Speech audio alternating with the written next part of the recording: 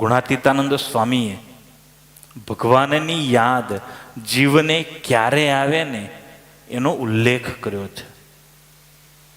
સ્વામીની વાતો, પહેલું પ્રકરણ, વાર્તા નંબર 11.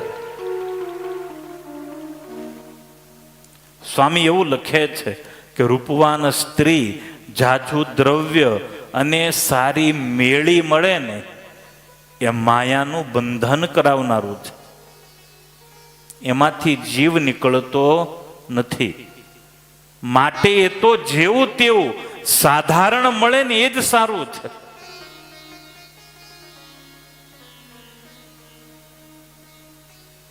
રોજ ઘરે કકળાટ થતો હોય ને તો પછી અમારી પાસે બેહી જ રહીએ. એને ખબર જ હોય ઘરે જઈશું ને પાછો કકળાટ થશે, એના કરતા અહીંયા બેહવું સારું. પરાણે ધક્કા મારવા પડે કે ભાઈ જાને હવે, કેમ કે એ તો ગમે ત્યાં બે એના માટે હરખું જ છે, તો મંદિરમાં આવીને બેહે.